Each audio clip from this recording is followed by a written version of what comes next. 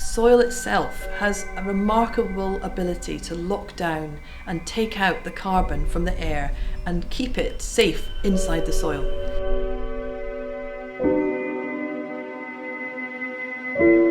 So if we let the soil lie and plant it with plants that will also draw down carbon, we have a much better chance of fighting against atmospheric carbon and therefore climate change.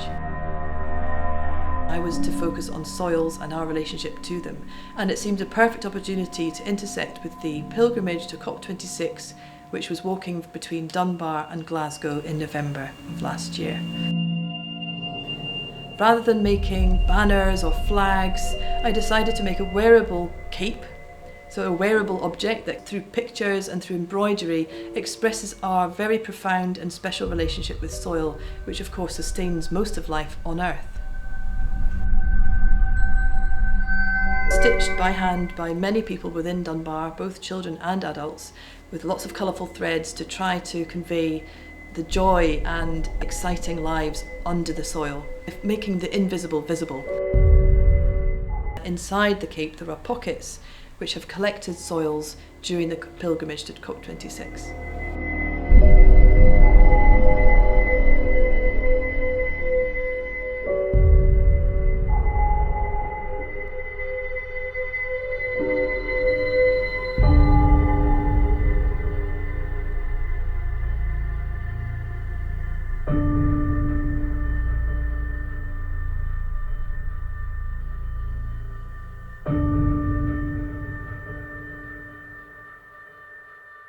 It was an invitation for people to donate soils that have significance for themselves and for a way to tell their stories.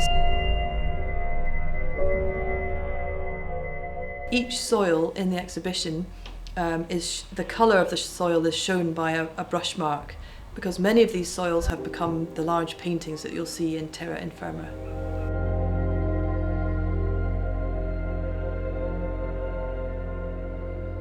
Alison Whiteman collected many of the clay soils from around the area, so there are actually pockets of clay within the soil which you can extract and then make into workable ceramic clay.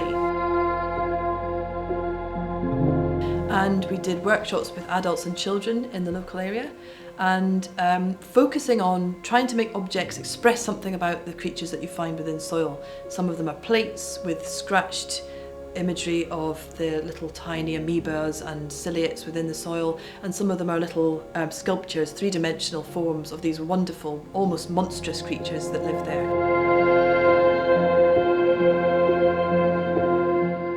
They were all fired in a pit in Loch End Woods with Alison,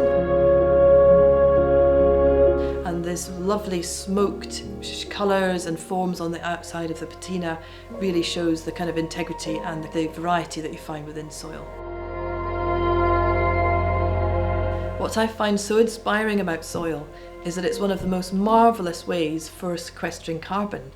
And there's so much carbon in the air now, as we know, that it would be wonderful if we could find an easy way of sequestering it better. And soil is actually one of the key ways we can do that if we treat it right.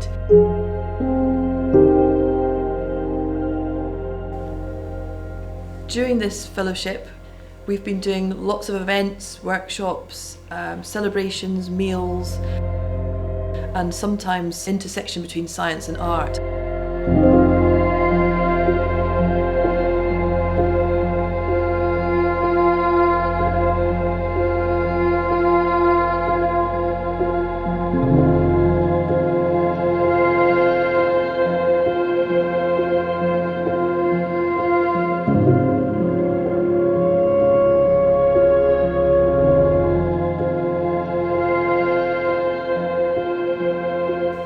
So what I'd love people to get from this exhibition is a new sense of a new wonder and a new love for soil, and all the little inhabitants and creatures that are so busy working away under the soil, taking carbon out of the air, growing plants, providing food for people, and generally making the world beautiful.